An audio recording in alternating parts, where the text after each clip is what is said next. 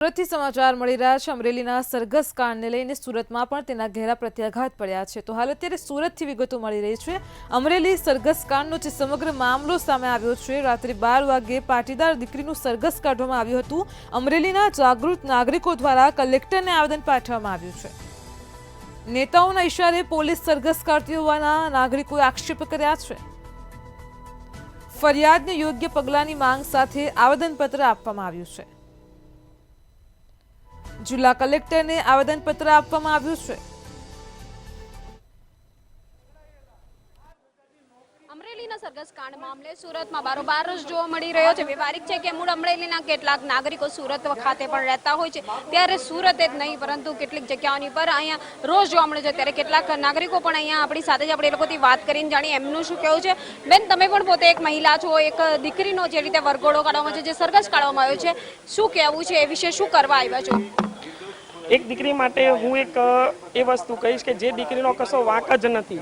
ભાજપ સરકાર જે મોટી મોટી વાતો કરે છે કે બેટી બચાવો બેટી પઢાઓ, તો આમાં આપણા ભાજપ સરકારની અંદર દીકરીઓ સુરક્ષિત નથી। વગર વાકે જે દીકરીને એક કામ સોંપવામાં આવ્યું છે, એ કામ કરવાના ખાલી એક બહાના રૂપે એ દીકરીને એરેસ્ટ કરીને આજ સુધી પણ એના જામીન નથી થવા દીધી। આ દીકરીને ન્યાય મળવો જોઈએ। આ દીકરીનો કોઈ આમાં ગુનો જ નથી અને વગર ગુને દીકરી ફસાઈ છે। વગર ગુને દીકરી ફસાઈ છે, પરંતુ એક દીકરીનો વરઘોડો કરવો પોલીસને કેટલું શોભતું હોય છે?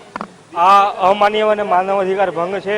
આની માટે ખાસ જે અત્યારે ગુજરાતમાં હમણાં થોડાક સમયથી ગેરકાયદેસર રીતે સામાન્ય આરોપીઓને પણ આ રીતના વરઘોડો કાઢીને નવી પ્રથા, જે પોતાની વાહવાહી લૂંટવા માટે જે ગૃહમંત્રી અને કહેવાતા પોલીસ અધિકારીઓ વાહવાહી પોતાની લૂંટવા માટે જે આયોજન કરે છે, તદ્દન ગુજરાતની અસ્મિતાની વિરુદ્ધમાં છે અને માનવ અધિકારની વિરુદ્ધમાં છે। અને આ દીકરીને ટૂંક જ સમયમાં અમારી માંગણી છે કે જે તે અધિકારીઓને સસ્પેન્ડ કરવામાં આવે। જો નહીં કરવામાં આવે તો આગળ હજી અમે પણ આની કરતા ઉગ્ર આંદોલન કરવાના છીએ। અમે શાંત બેહવાના નથી। શું કહેવું છે અસલમભાઈ, જે રીતના આ કૃત્ય સામે આવી રહ્યું છે, જે રીતના સરઘસ કાઢવામાં આવ્યું છે? આપણા દેશનો ઇતિહાસ રહ્યો છે। રામાયણ હોય કે મહાભારત હોય, રામાયણમાં સીતાજીનું અપમાન થયું, મહાભારતમાં દ્રૌપદીજીનું અપમાન થયું, તો શું ભોગતાન આવ્યું એ આપણે જાણીએ છીએ। એમ જે અમરેલીની ઘટના છે, જે દીકરી છે એ કોઈ ચોક્કસ સમાજની નહીં પણ સમગ્ર ગુજરાતની દીકરી છે।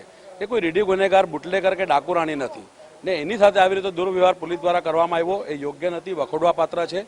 આપણે એટલી જ અપેક્ષા રાખીએ કે જો મહિલાઓની અસ્મિતાને આ સરકાર વાત કરતી હોય તો તાત્કાલિક એ પોલીસ કર્મીઓને સસ્પેન્ડ ને ડિસમિસ કરવા જોઈએ અને યોગ્ય કાર્યવાહી પોલીસ તંત્ર પર કરવી જોઈએ। એ બેનની સામે જે કાર્યવાહી થઈ છે એ પણ ખોટી રીતે થઈ છે। આવો જ બનાવ જ્યારે સુરત જિલ્લામાં બન્યો હતો ભાજપના આંતરિક જૂથવાદમાં, તેમાં જેને પત્રિકા છાપી તેને સાક્ષી બનાવવામાં આવ્યા હતા અને ત્યાં અમરેલીમાં એ જ બેનને જો આરોપી બનાવવામાં આવ્યા છે એ પણ યોગ્ય નથી। એટલે હું માનું છું મહિલાઓનું અપમાન છે। સરકારે આમાં તાત્કાલિક પોલીસ તંત્ર પર કાયદેસર કાર્યવાહી કરવી જોઈએ। મહિલાઓનું અપમાન સ્પષ્ટ કહેવામાં આવી રહ્યું છે। સુરેશભાઈ, શું માનો છો? કઈ રીતનું આવેદનપત્ર, શું રજૂઆત? રજૂઆત એક જ છે કે અમે કલેક્ટર થકી ગુજરાત સરકાર સુધી અમારી અવાજ પહોંચાડવા માંગીએ છીએ કે જે અમરેલીની અંદર એક દીકરીનું જે પ્રમાણે સરઘસ કાઢવામાં આવ્યું છે અને એને જે અપમાનિત કરવામાં આવી છે એને ન્યાય આપવામાં આવે। ન્યાયની માંગણી સાથે આજરોજ અમે કલેક્ટરશ્રીને આવેદનપત્ર આપવા આવ્યા છીએ કે જે પ્રમાણે દીકરીને અડધી રાતે ઘરેથી ધરપકડ કરવામાં આવી છે, ઉઠાવવામાં આવી છે, એ રીતે જેનું મહિલાનું સન્માન પણ જાળવવામાં નથી આવ્યું અને જે પ્રમાણે અપમાનિત કરવામાં આવી છે તો એને અપમાનિત કરનારા જે પણ લોકો છે, કાયદાની વિરુદ્ધ જેણે કાર્યવાહી કરી તેની તટસ્થ તપાસ કરવામાં આવે અને એની ઉપર કાયદેસરની કાર્યવાહી કરવામાં આવે। આપ શું કહેશો? મૂળ અમરેલીના છો, અમરેલીની અંદર આ રીતે આ ઘટના બની છે, કેટલા પ્રત્યાઘાત પડ્યા છે?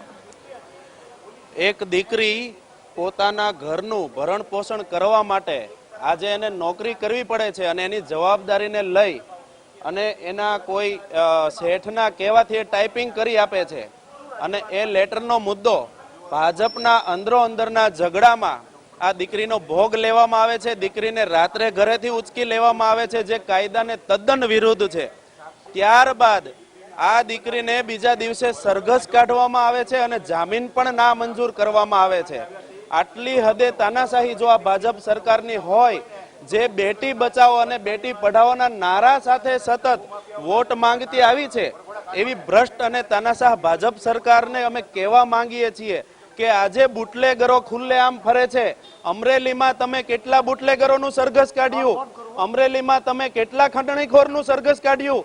અમરેલીમાં તમે કેટલા ચોર લૂંટારાઓનું સરઘસ કાઢ્યું?